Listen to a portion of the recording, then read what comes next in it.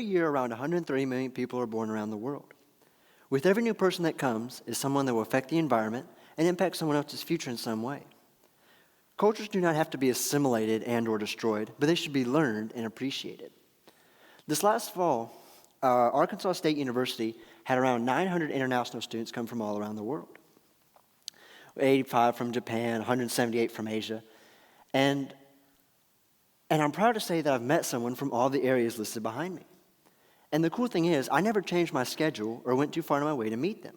When I met one, I met another and another and another, and it turned out to be really cool because it allowed me to learn more about the world. So around high school, our principal got on the intercom and he made this announcement that we had a foreign exchange student here from France and that we should talk to him and make him feel as welcome as we can. So I went up to him and one day I asked him a pretty basic question of what he liked to do. And he said he liked to go to bullfights. Now, at the time, I didn't know what a bullfight was. So when he told me that a bullfight is when a person called a matador is in a big circular arena and fights a bull to the death with a pink and yellow cape and a sword, it caught me off guard. It seemed almost impossible for a matador to kill a bull, a live, raging bull, with only those two things. Yet he swore that it was exciting and that the matador really gets hurt. He said that he knew all the names of the matadors and that when he leaves the United States, he's going to go to another event and he's going to go see the specific matador because to him that was the best. And the way he was explaining bullfighting to me, bullfighting to him was as important as basketball, football, or baseball is to us. He could just tell he was excited about it. So unfortunately he had to go back over, and the following semester another guy came over and he was from France. And he was here for a little bit longer than the previous student, so I got to talk to him a little bit more. But we didn't really have much to say to one another because we were from such different areas. So I talked to him, and like all things, I wanted to learn about his language. So I don't remember exactly what, but one day I was asking him how to say this and that. And one thing led to another, and we started talking about animals. Interestingly enough, animals make different sounds based on where you're from. A dog outside the U.S. does not go bark, bark, but depending on where you are in the world, it says something else. So in his case, a dog doesn't say bark, bark, but goes wah, wah. Cows don't say moo, they say murr, and pigs don't say oink, oink, but guan, guan. And I made the obvious observation that people of different cultures hear different things and are taught different things. It's not necessarily wrong, it's just something different than what they're accustomed to. French people are also more reserved than Americans are. We as Americans are a very expressive people. We show our emotions, and you can normally tell how you're feeling just by looking at them. Meanwhile, they're just more reserved. So that he encountered a problem later that semester, and there was one day he came walking into the classroom. He had this big scowl on his face. He looked like he was mad or something. And I said, "Hey, what's going on?" He said, "Man, I don't know what's going on. All these people who I don't know are smiling at me and they're waving at me. And it's like they know me, but I don't think I know them." And I said, "Well, that's fine. Americans are just a very expressive people. We're told that you were here, and so we wanted to welcome you into our high school." And he said, "Well, okay, that's fine and all, but when I did see someone that I knew, I would say, 'Hey, how's it going?' And they would respond with, 'Hey, what's up?' And they'd keep walking. And they wouldn't reciprocate the response that he was looking for." We as Americans are a very busy people. We have a lot to do, but we don't have enough time in the day to do it. The French and the Spanish are a go-with-the-flow culture. They have stuff to do, but they can do it tomorrow, or they can just skip it. It doesn't even matter sometimes. So we as Americans, we've changed our English language around so that how are you has become the equivalent of a good, fine, or it's all right. So you can go up to someone and say, "Hey, how are you?" And they can respond with, "Hey, what's up?" And it's the same thing. So he just had a couple little problems there, you know what I mean. So after high school, was a fun time, but after high school, I wanted to continue learning about the world. Arkansas State University offers an on-campus rooming option where you can choose to live alongside international students. So I thought, how cool would it be to live with an international student and get to know them even better? So without any hesitation, I signed up to live on that floor and was roommates with a guy from South Korea and a guy from India. And one of the first things I asked the South Korean guy was, "How long are you going to be here for?" And he said that he was only going to be here for 1 semester. And I said, well, that's such a short time. Why are you only here for 1 semester? And he said that he was forced to go back because all Koreans are required to go into the military when they are between 20 and 30 years old and must be enrolled for at least 21 months. For us going into the military, it's a choice. It's a huge life decision, and it can impact us in different ways. For the male Korean, going into the military is just something that happens. They've got to do it, and if they don't, the Korean government will get on to them, and they could go to prison for a number of years if they're caught for not going into the military. And for not going into the military. So it's just something that happens. As I mentioned earlier, I also had someone from India as a suite mate. Cultures can surprise you, amaze you, or astonish you because you just don't hear about things unless it gets brought up or it's seen firsthand. India is home to 330 million gods, and it's one of the most diverse countries in the world. And with so many gods, they almost have a celebration or a party for each god. So throughout the entire year, in some part of India, there's a party. And I was able to witness a couple of the festivals that he celebrated. And one of them is called Diwali. And they celebrate things that you and I wouldn't think would be celebratory, but to them, they've got to celebrate. So Diwali is the festival of light. So they celebrate the existence that we have electricity, we have our flashlights, we have our phones, we have fire. It has light. They love light. And in order to celebrate they decorate their houses like we did about a month ago. So about Christmas time.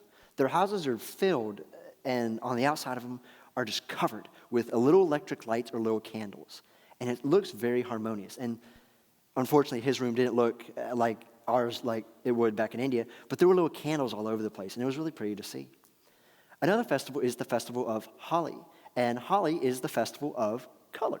So the Festival of Color is they're celebrating the existence. We have red, yellow, orange, blue, chartreuse. We have all these different colors, and that's what they're celebrating.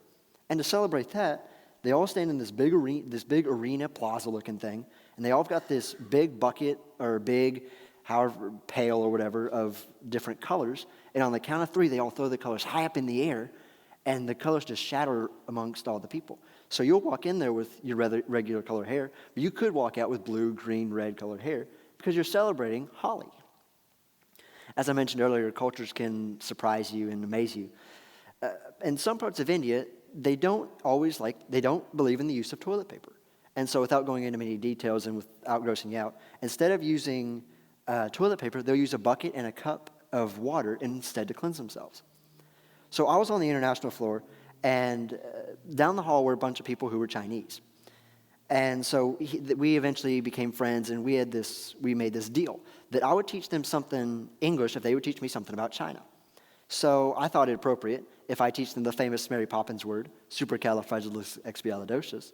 And in exchange for that, they taught me that they count on their fingers differently than what we do. So we have our same numbers. We have 1, 2, 3, 4, 5, and that's universal. But 6 through 10, it gets a little fuzzy.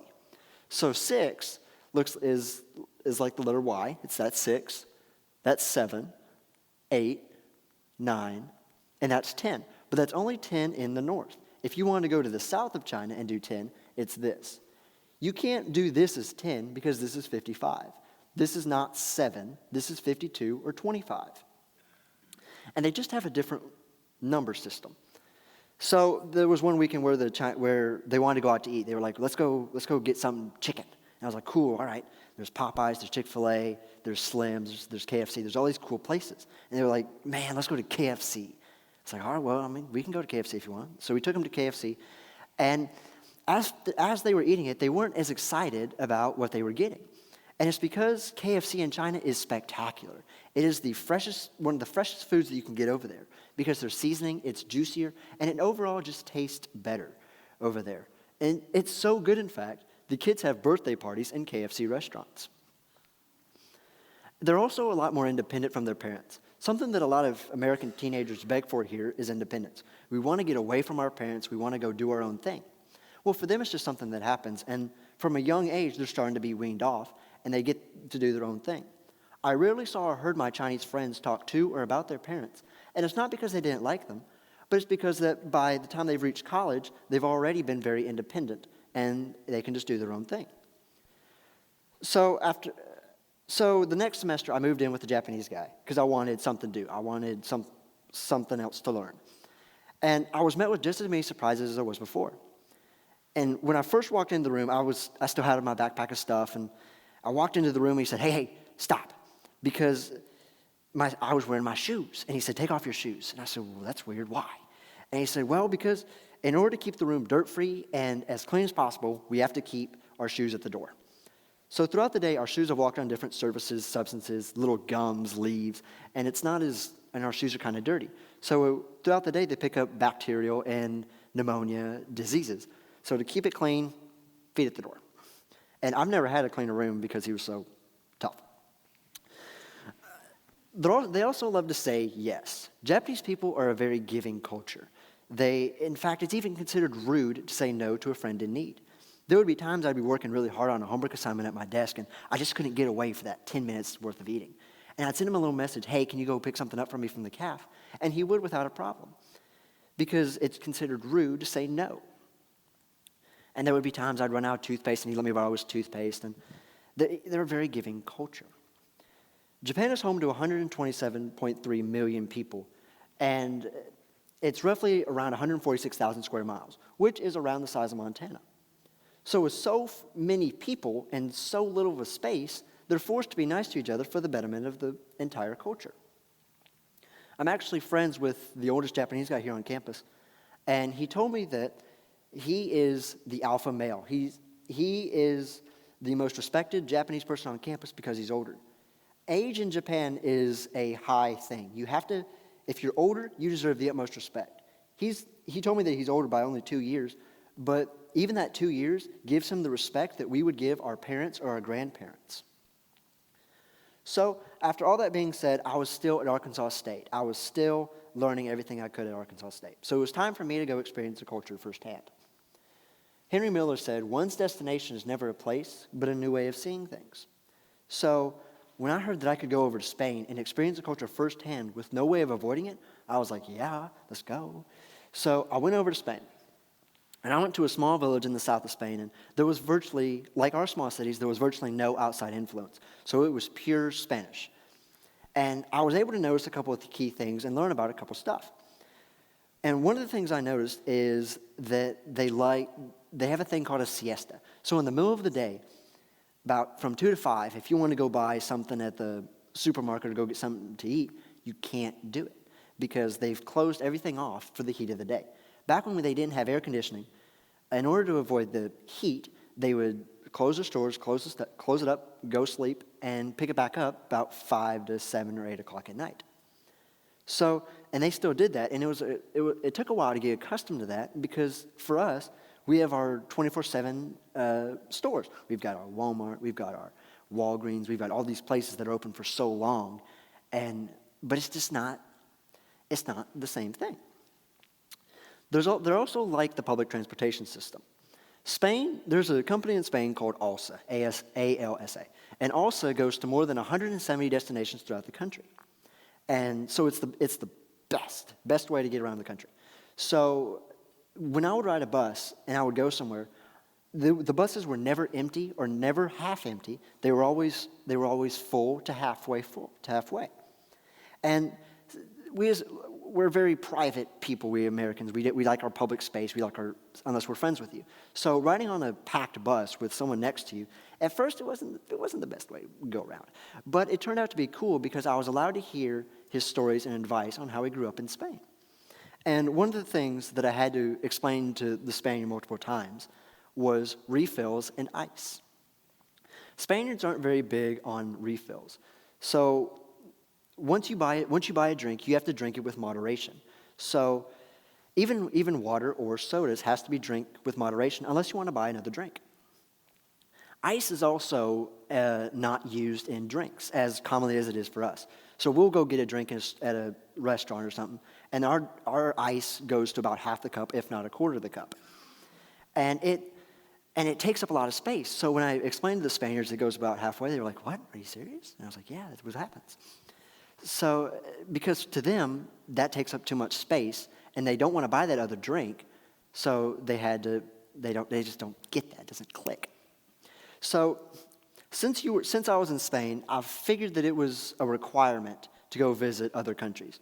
The European Union was first founded in about 1951, and the idea of it was to help make the region more peaceful and to stop the too frequent wars that were going on between the countries. So, and one of the things that led to that was the dropping of the borders to allow free trade between the countries, and which eventually led to us tourists going to different countries and visiting the different countries, which turned out to be a really good thing. So, since I was in Spain, I thought the next closest country is Portugal, and I thought it's going to be so similar, it's going to be exactly like Spain. It's not. It's incredible how different the Portuguese culture is from the Spanish culture. When we first got into the city, me and a group of people, we went up to a rooftop and we took a picture, and the entire city looks like a giant art museum.